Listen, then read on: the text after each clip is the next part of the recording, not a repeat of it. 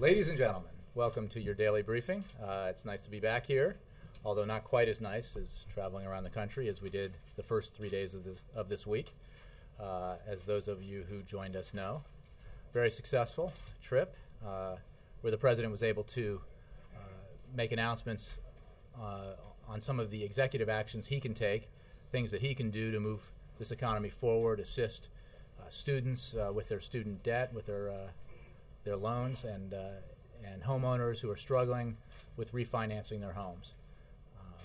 I don't have any announcements to make, so I'll go straight to questions. Mr. Feller. Thank you, Jay. Two topics today on the statement we just got from the President about the European deal.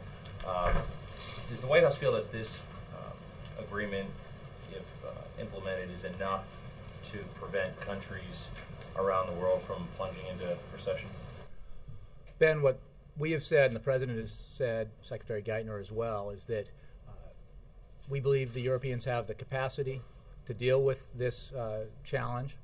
We welcome the decisions that were made last night by the European Union, which lay a critical foundation for a comprehensive, conclusive solution, the kind of solution that we've been urging them to make. And we will, we look forward to the full development and implementation of that plan, and we'll continue to work with our counterparts there. This is an important, obviously, part of the world, and with very important impacts on the American economy. So we look forward to working with our counterparts. We look forward to the full and rapid implementation of that plan, and we all need to work individually and collectively as nations and allies and partners to take the necessary measures to sustain our sustain the global recovery and to put our people back to work. In terms of the fear of recession across the globe, how significant is this in preventing that? Well, I don't want to predict into the future, but it is clearly important that Europe take these actions. It has been important for, and obvious, I think, for a number of months that this is a challenge that needed to be addressed, and we have been working with our counterparts to, as they have dealt with this, and the decisions made last night were very important. And they lay the foundation for the kind of decisive, conclusive resolution to these challenges that need to happen. Switching topics quickly to the Super Committee, Senate Democrats have put out a plan that includes cuts to Medicare and Social Security benefits. Is that the kind of thing the President could endorse? I don't have a specific comment about a plan which I don't think has been put out but has been talked about. What we believe is that the committee needs to act. It has been assigned a goal by the Congress through the Budget Control Act that was signed into law by the President. The President has put forward a plan that represents the sort of balanced approach that he believes is essential to addressing our mid- and long-term deficit challenge and debt challenge. And he hopes that the Congress will take that up and move forward in a way that ensures that everybody gets a fair shake, that they share in both the prosperity and in the burden here as we deal with our long-term deficit and debt. What I think I can say, broadly speaking, is that what isn't the right answer is to rule out entirely, to take off the table revenues, because there is no credible account of or assessment of the kind of action that we need to take that does not include a balanced approach, that does not include revenues. And to say the burden here should be borne entirely by the middle class or by those struggling in America, while the wealthiest among us have to contribute nothing, is simply out of sync, not just with the President's view, not just with Democrats' view, but independents and Republicans everywhere except in Washington. So President, as I said, has put forward a plan, and he looks forward to the Super Committee and Congress in general to taking action. One last point. One of the ideas being kicked around about the Super Committee is that late November deadline for action lacks teeth because the cuts wouldn't kick in until 2013. So in effect, this process could evaporate this fall and winter, and nothing will happen. Does the White House view that deadline as lacking teeth? This is something that Congress has assigned to itself, and they need to act on it. The trigger mechanism that you talk about, the sequestration, is onerous for a reason, and it is, I think, creates the kind of pressure on Congress to act that is necessary. But again, the President's view is clear. The President has put forward a detailed proposal that makes clear where he thinks Congress ought to go, makes clear that a balanced approach is the way to go, which reflects the approach that the American people believe we ought to take.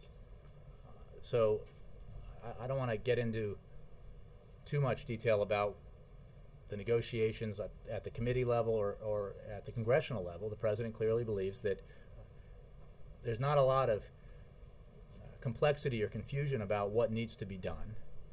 It requires tough choices, but it requires tough choices by all sides. And if there's a willingness to approach this with a view towards balance, then it really shouldn't be that difficult. Yeah. The President has repeatedly said that there are headwinds that have come from the Eurozone debt crisis that have slowed the U.S. economic recovery. Does this deal diminish that risk that it could derail that recovery entirely? We need to do everything we can here in the United States to grow the economy and create jobs. That is the principal focus that the President has. It's what he has been talking about and acting on consistently, and what you will continue to see him talk about and act on. We need to control the things that we can control. As far as Europe goes, we have been working with our counterparts as they address that challenge and making clear that we believe that it's significant and needs to be dealt with. And we are certainly encouraged by the important decisions that were made, and look forward to working with the Europeans as they take conclusive action to deal with this. Because, as I said before, this is a very vital part of the world economically that has an impact on the global economy and directly on the American economy. The President's statement calls for rapid implementation, but that's right. There are experts saying that this could take weeks, if not months, to fully implement. Well, we will continue to encourage and work with our counterparts to help them move forward towards rapid and complete implementation. Let me just, as I promised here, to move around in the back. What, nobody? How about Jay? Mr. Sitov. Our foreign minister raised a couple of interesting points in his recent interview. I wanted to ask you about them. Point one was if the Americans care very much about international authorization when they go in a country like Afghanistan or Iraq, by the way, even though he was speaking about Afghanistan. They need to care about reporting to the international community when they planning to get out. So my question, I guess, is do you plan to make a report to the United Nations and make sure that the job is done before you leave Afghanistan?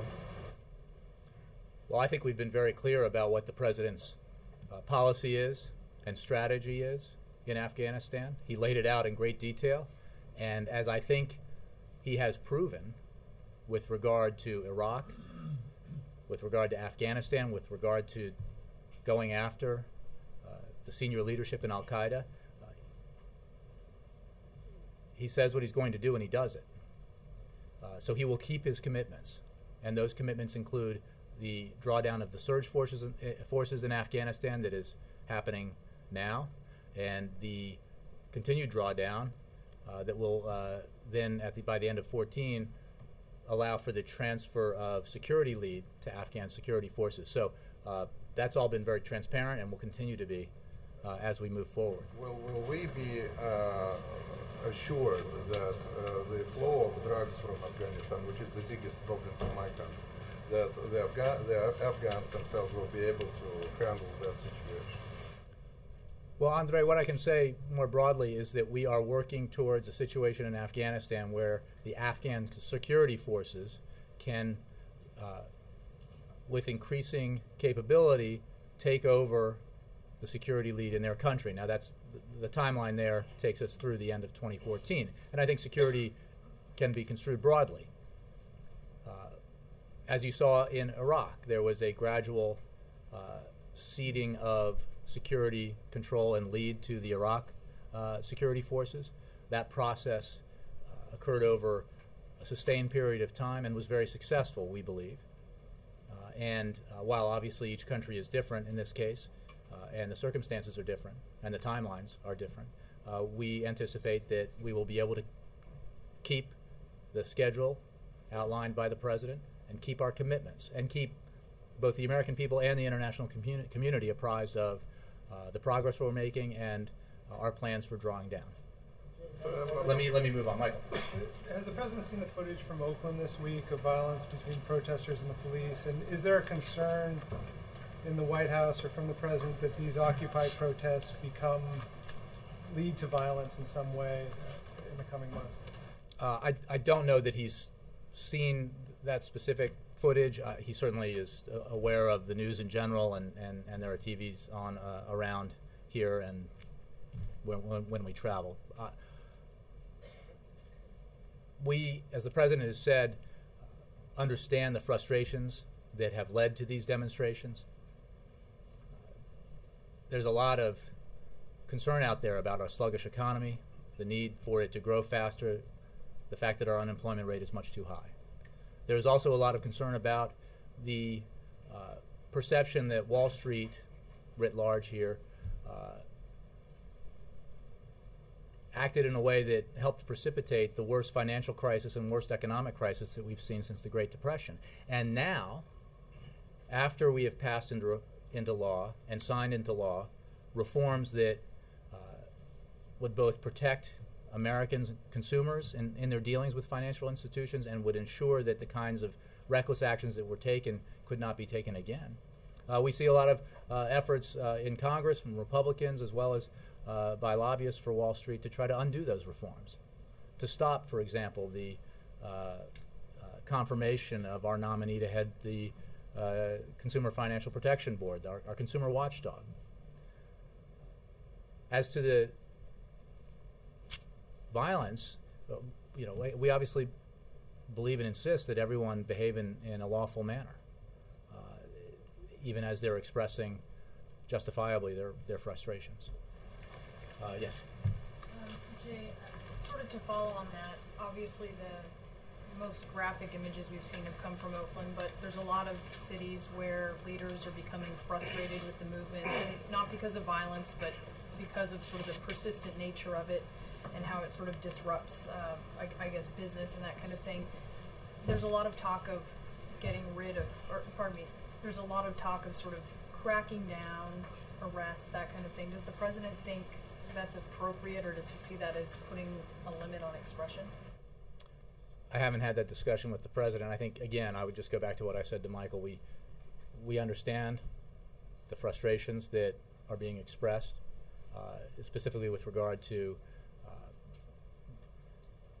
the need to make sure that Main Street and Wall Street operate by the same set of rules, and the general frustration with the need for jobs and economic growth that creates opportunity for middle-class Americans.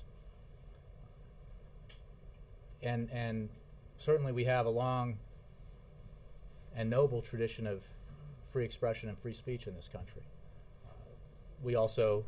It's also important that laws are upheld and obeyed. But that's a broad view. I haven't had a discussion about specific cities or instances with the President. But aside from lawlessness, just assembling, and obviously in the sheer numbers that we're seeing, it certainly gets in the way. Again, without getting into specific decisions by municipalities, city councils, mayors, I would simply say that there is a long and noble tradition in the United States of free expression and free speech. Yes, Jake. The American Academy of Pediatrics wrote a letter expressing concerns about what they call the family penalty provision of the healthcare law. Provisions that exclude families with children from subsidized exchange coverage even when they lack affordable employer-based coverage. I'm wondering, is the White House reviewing this part of the healthcare law, looking into ways to fix it or tweak it? Jake, I confess that I don't have an answer to you. I've heard vaguely about this, but I haven't looked into it. Maybe HHS can help you more, but I just don't have a response. Okay. Speaker Boehner gave an interview earlier today to Laura Ingraham in which he expressed, I'll just quote him, he said, "The idea that you're going to just go around Congress is almost laughable. We're keeping a very close eye on the administration to make sure they're following the law and following the Constitution. I've got great concerns that he may be violating parameters in terms of the executive actions that the President's taking. And our committees of jurisdiction are looking at these proposals to make sure the President isn't exceeding his authority." Do you have any response to the Speaker's concerns? Well, first of all, the President is operating well within the bounds of his authority and in a way that is consistent with the kinds of executive actions that presidents have taken in previous administrations, presidents of both parties. I would respectfully suggest to the Speaker that perhaps he should and the House should focus on what the American people are insisting that Washington in general focus on, which is the need to grow the economy and create jobs. I think yesterday the House, amidst the demand that action be taken on jobs and the economy, bravely went forward and passed legislation or passed a bill that would issue commemorative coins for baseball, Hall of Fame. It passed overwhelmingly. And now I think they're pretty much done for the week in a couple of hours.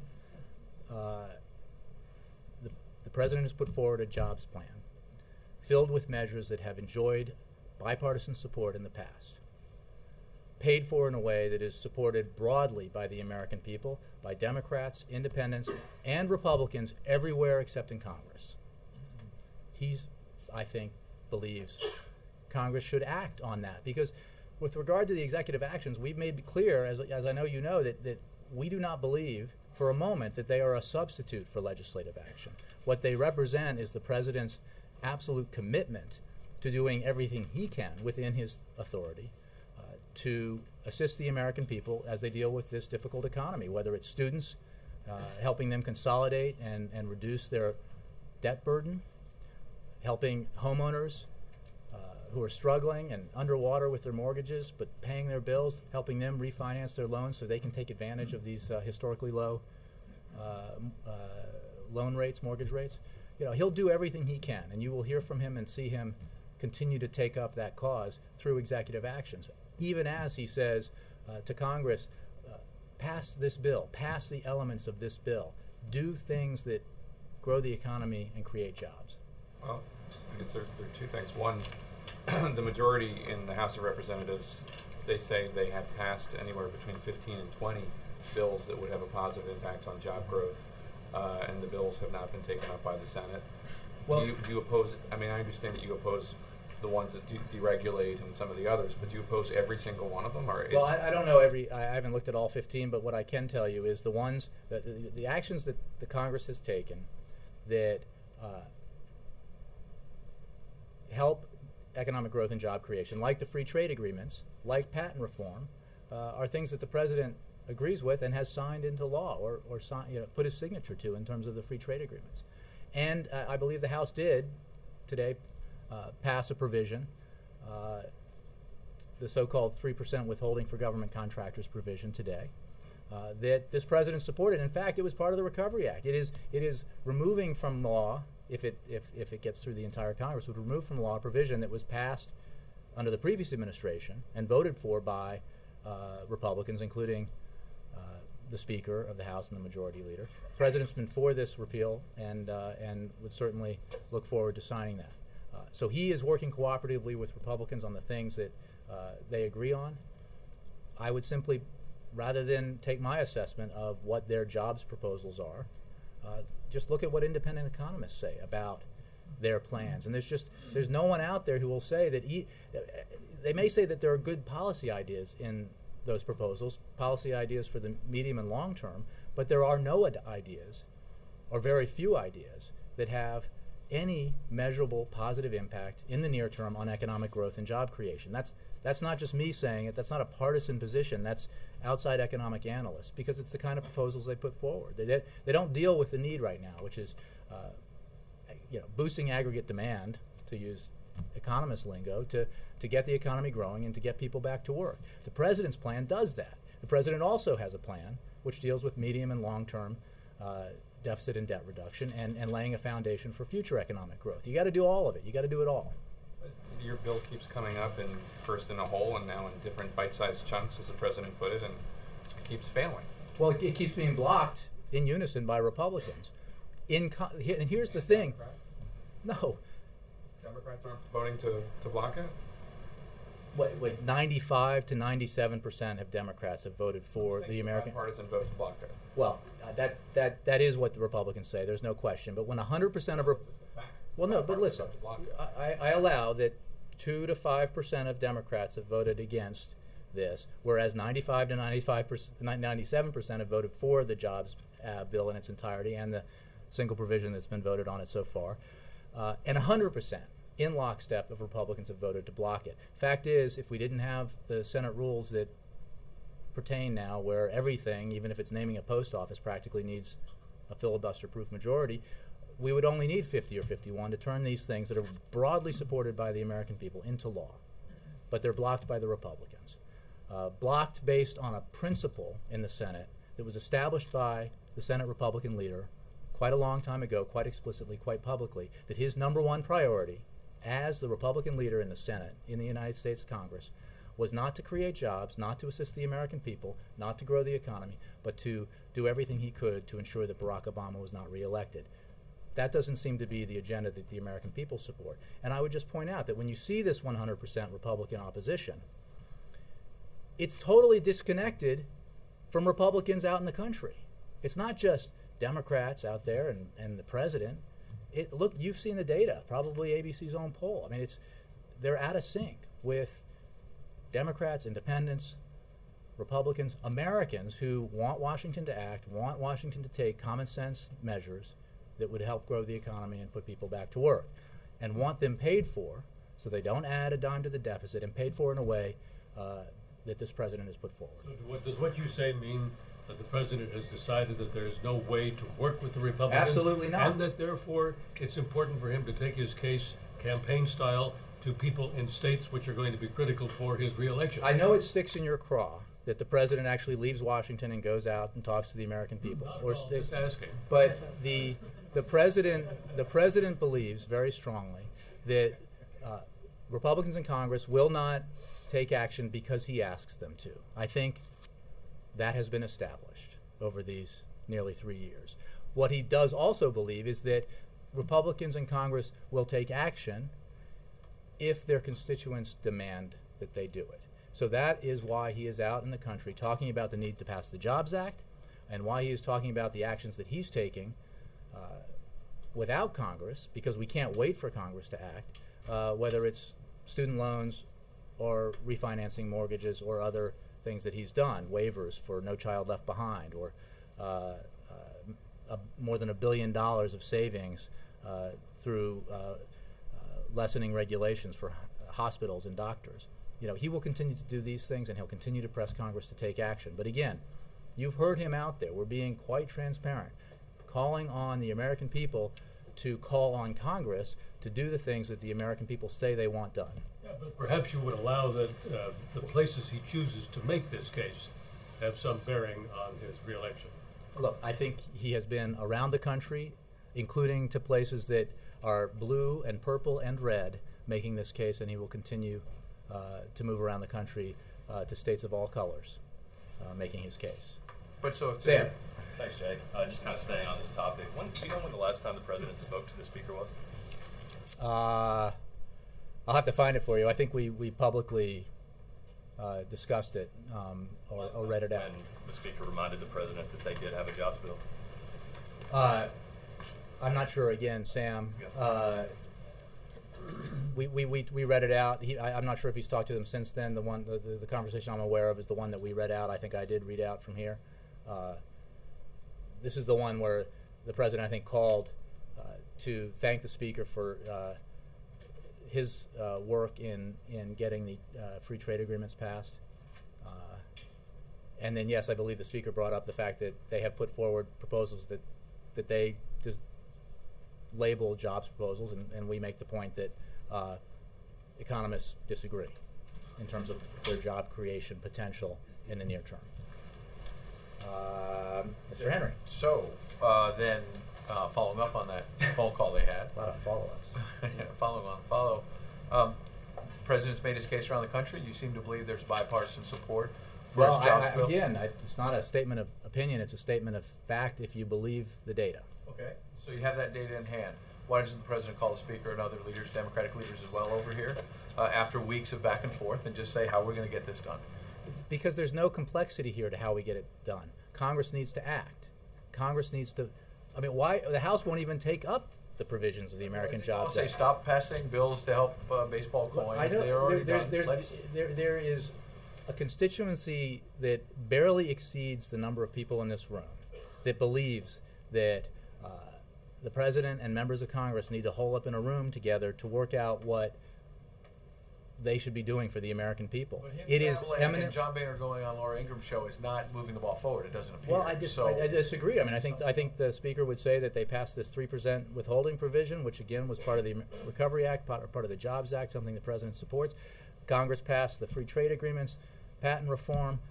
We will have votes on every provision within the American Jobs Act, giving Republicans the opportunity in the Senate, and hopefully, if they see the light in the House, an opportunity to vote on those.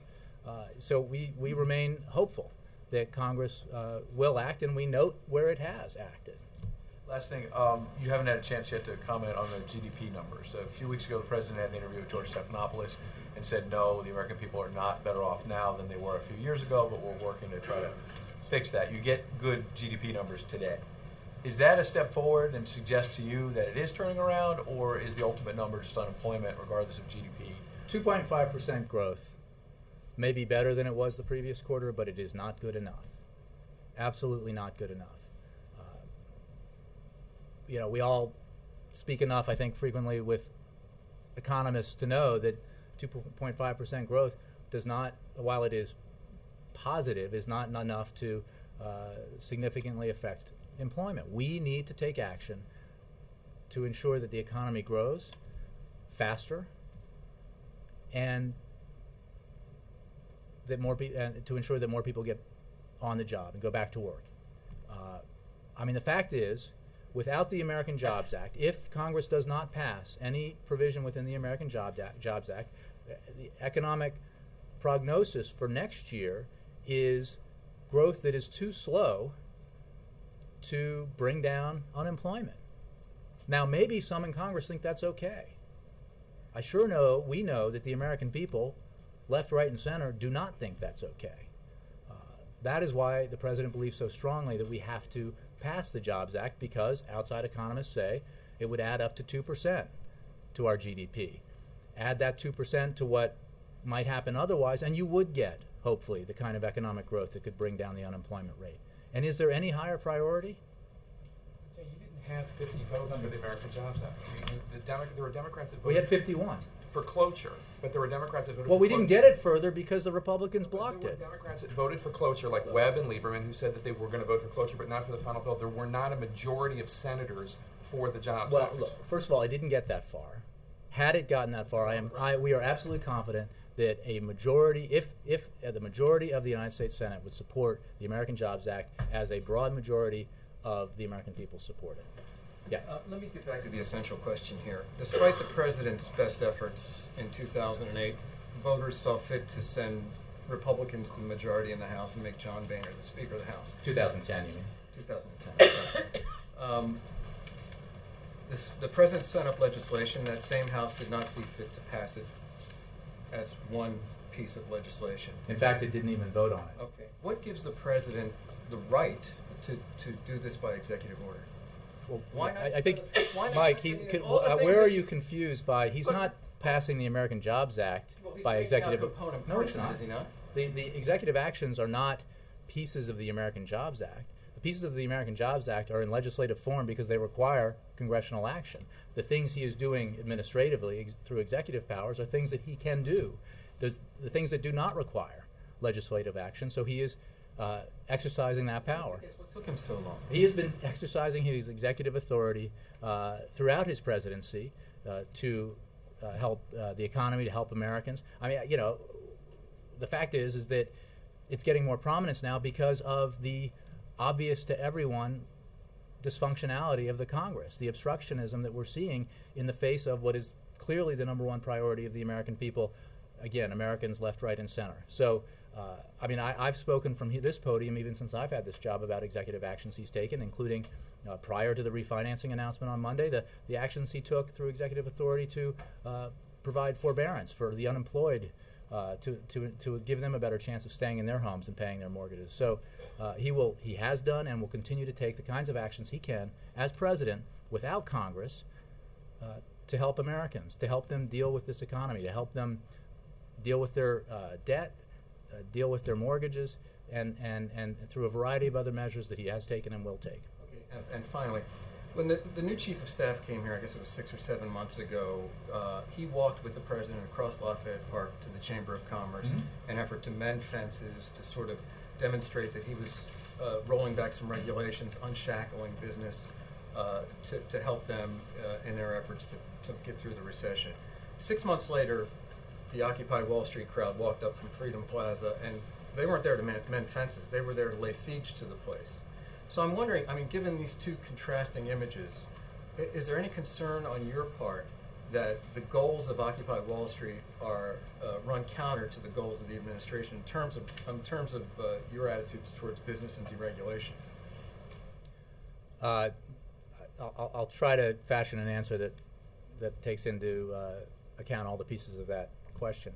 The president remains committed to taking the kinds of actions that lessen the regulatory burden where it is appropriate to do so. As I just pointed out in my recitation of actions that he has taken administratively prior to this most recent several announcements, we have, through regulatory relief, initiated action that will save more than $1 billion for hospitals and doctors, announced by HHS. I would also point, again, on just starting with the first part, point that I read a report recently in the last couple of days that despite what you might hear from some folks,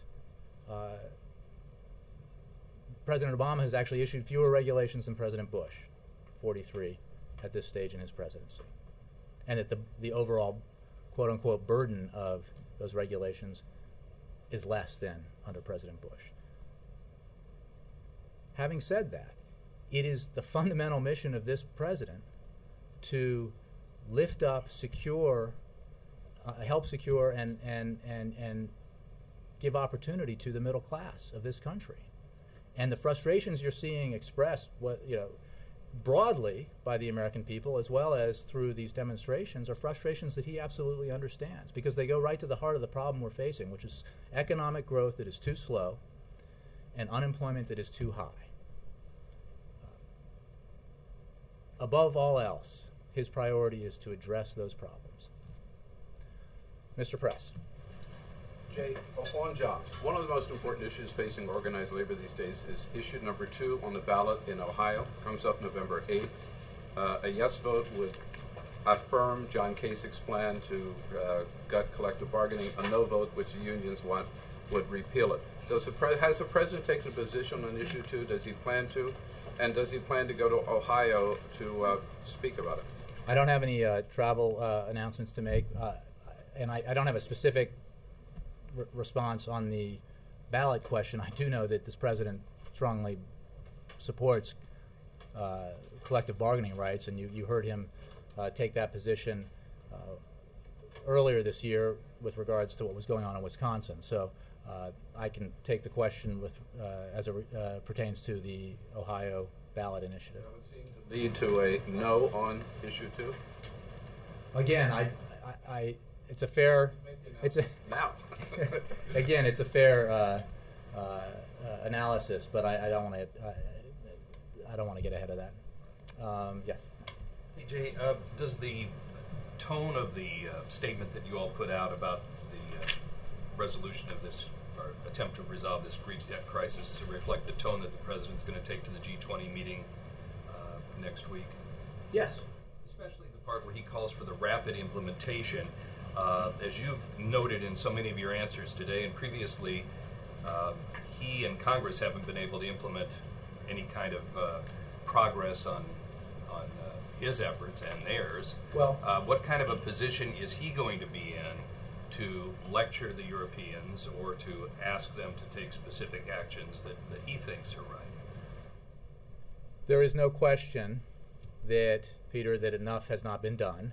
That is why you see and hear the president talk so passionately about the need to take action on economic growth and jobs and the need to deal with our medium and long-term fiscal challenges.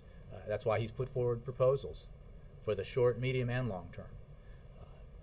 I would go back to part of your question and take issue with the idea that we haven't succeeded at all with regards to some of these issues. I mean, the fact is the Recovery Act prevented a second Great Depression. It has it did lead to the cessation of economic contraction and a sustained period now of economic growth, albeit too slow. And it has led to 2.5 million private sector jobs being created. Again, not enough, but some progress. Also, working with Congress, this president has, on several occasions, most recently through the Budget Control Act, taken action to cut costs, cut spending, reduce our deficits, and deal with our fiscal challenges. Again, not enough, which is why the president put forward a plan that is far bolder than the minimum requirement that the supercommittee is operating under. But there has been some action taken with regard to this with Congress. So the president's message to the Europeans and broadly to all the members of the G20 is that we need to work individually as countries and collectively together to ensure that we sustain and continue the global economic recovery and to put our people, broadly speaking, back to work. So to what extent does he go there in any kind of a position of strength given the gridlock that is? Well, again, I think I took issue with the idea that while there is gridlock on jobs, we remain hopeful that that will change. And there is gridlock thus far on the current mission of the supercommittee. We are told, or we hear, but those deadlines haven't yet come to pass, that we believe there's possibility that Congress will act and take up a balanced approach to long-term and medium-term deficit and debt reduction. So he carries with him to France the fact that we are pushing our Congress to act on these matters, and he comes as the leader of the largest economy in the world and a great friend and ally of a great many nations. So I think we continue to have a significant leading role to play at the G20 and other international fora. If I could just state a statement real quick. It says,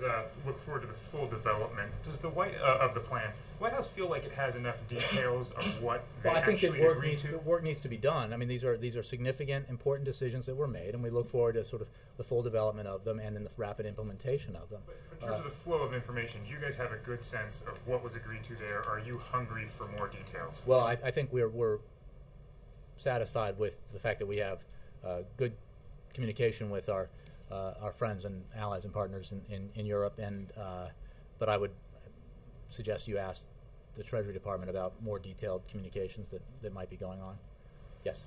Yes, I spoke with Harry Reid's office yesterday. He said they have no indication from Senate Republicans that the infrastructure bill taken from the President's Jobs Act, possibly up for a vote next week, they've received no indications that they would be in favor of it. At this point, especially as the President moves forward on executive orders, are these votes just symbolic? What's the point now? I will go back to some of what I've said before. These are provisions, broadly and specifically with regards to infrastructure, that Republicans have traditionally supported broadly. Republicans who vote against it will have to explain to their constituents why they used to be for it and now they're against it. And are they against it because they don't think millionaires and billionaires ought to pay a little bit more to help put people back to work? I think that's a tough argument to make. Again, it's not up to the president. He does not believe that simply by asking Republicans to do this that they will do it. He is certainly wise enough to understand that that will not be the case. What he does hope and believe is that senators and members of the House will hear enough from their constituents and get enough pressure from their constituents to take action that uniform resistance will break down. So we remain hopeful. We are a week at least, I believe, away from the vote on infrastructure, and maybe the outlook will change. After all, we'll get a majority, or we'll get the 50 or 51. If a few Republicans see the light and decide that it is actually worth asking millionaires and billionaires to pay a little bit more to put construction workers back on the job, rebuilding our schools and highways and bridges, which in and of itself is a good thing, but also helps create the kind of foundation that we need for further economic growth in the 21st century, then maybe we'll get to 60 and maybe we'll actually pass that measure. Then we move on to the next one.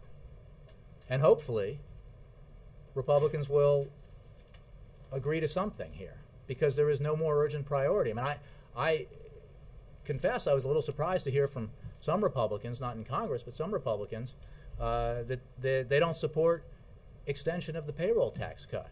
So they're for protecting tax breaks for millionaires, but they're also for raising taxes on the middle class. That's a new and novel position and probably unsustainable with their constituents. Ann? Is a threat of a double-dip recession over with the GDP numbers this morning? I'm the wrong guy to ask in terms of economic analysis of that kind. What we know is what I said earlier when I was asked about the GDP numbers, is that 2.5% is better than we had in the previous quarter and the quarter before that, but it is not good enough by a long shot. That's why we need to take action to further boost growth and job creation, because I know enough about economics to know that 2.5% is not enough to bring down the unemployment rate in any sustained way, and we need to take action to put people back to work. So we need more than 2.5% growth. Yes, Paula. Yesterday, the House Ways and Means Committee came out with an international tax reform proposal, and supporters say it would actually result in creating jobs at home, but opponents say it would actually encourage multinationals to ship jobs overseas. So what is the White House position? I'll have to take that question. I'm not familiar with the, did you say it's a bill that's been put forward? Can't put it out. I'll have to look at that. I don't have a reaction to it yet. Yeah. Voice of America.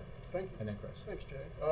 Syria, number one, very quickly. Has the president met with Ambassador Ford, assuming he's still here? Are there plans for him to meet with Ambassador? I don't know of any plans. Obviously, the president was out of town the last 3 days. I don't know of any plans to meet him, but I'll check on that for you. Quickly on Iran, Secretary Clinton in a broadcast interview this week said that there seems to be a moving in Iran towards a more military takeover, in effect, inside Iran. I know the president had some comments about the Saudi plot at the press conference, but is that a description that he would comfortably use to describe the political situation in Tehran? Rather than adopt that language, I would simply say that the leadership in Iran is hypocritical with regards to the Arab Spring, and has consistently taken actions that do not suggest that they will fulfill their international obligations. And we are very mindful of that. Alexis, and then Jackie, and then Chris. Sorry, Alexis, Chris, Jackie. Yeah. I just want to clarify to understand. The president's been talking about the Jobs Act for about 6 weeks and been out there around the country. I just want to make sure I understand. You all believe there is evidence that going out there and providing pressure from the outside in is showing some results among the electorate? I want to make sure what Sure, I think so. I mean, there's been polls that demonstrate that pretty significantly. I think another poll that shows how out of sync Republicans in Congress are with the mainstream is the recent one that showed a historic low 9% approval rating for Congress. I mean, I know 9 is a popular number in the Republican Party, but this can't possibly be the kind of 9 that they want. 9999. Now, I think at some point, we certainly hope that the pressure that is mounting out there will be felt by members of Congress who seem to be content to deal with commemorative coins for Hall of Fame baseball players, which is something I support, but not ahead of creating jobs or growing the economy. So, yes, we believe there is progress being made. So what is the risk, in the president's view, what is the risk to those Republicans if they are ignoring what you believe is very evident? They have to answer to their constituents. They're here because they were elected to serve the people in their districts and states. And, you know, again, you only have to look at what those people are saying all around the country to know that there is great dissatisfaction with the dysfunctionality in Congress, with the failure of Congress to address the concerns that the American people have. And that kind of pressure from the grassroots up is the kind of pressure that usually gets Congress to act. Hopefully it'll be so this time. Chris. Actually, amid all this talk about jobs, LGBT Americans are particularly concerned about their own job security because of the lack of federal non-discrimination protections. Right now, it's currently perfectly legal to fire someone for being gay in 29 states and fire someone for being transgender in 35 states. The President has endorsed legislation that would institute federal non-discrimination protections, but does the administration see this problem as part of the larger jobs issue? Well, look,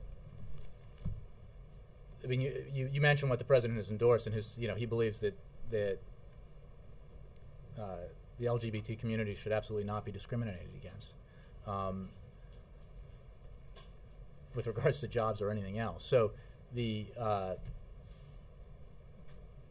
but there is a broad problem that affects all Americans, and that is 9.1% unemployment and 2.5% GDP growth, which is good, but not nearly good enough. So he is focused on doing what he can to take measures that will help the economy grow and create jobs. But the President, I think this is a problem. Why wasn't this issue addressed as part of the American Jobs Act? Why isn't he talking about this problem as he makes a case about jobs all over the country? Well, I mean, the President's out there making the case about jobs broadly every day, much apparently to the annoyance of some folks in Congress. But he will keep doing it.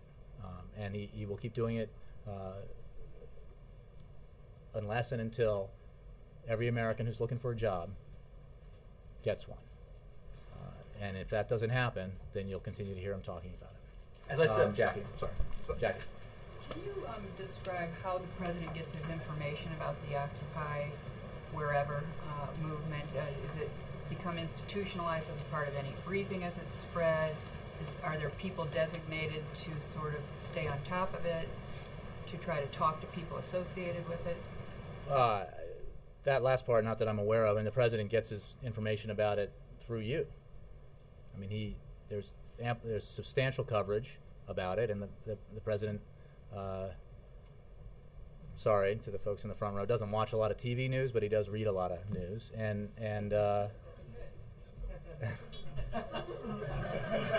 he's old school that way. But he watches some. I mean, look, he catches it.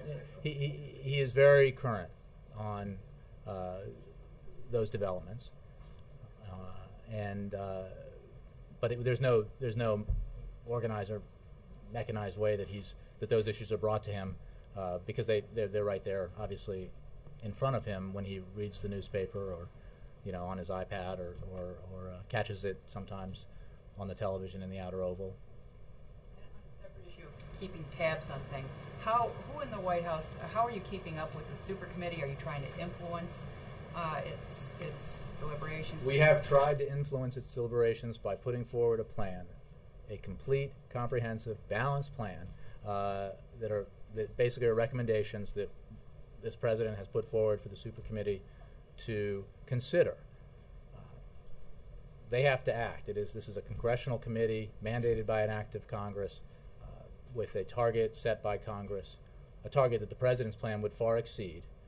But he encourages them to look at his proposals because he believes very strongly that they represent the kind of approach that will both deal with the problem for the medium and long term, and also the kind of approach that is broadly supported by the American people because it is balanced and fair.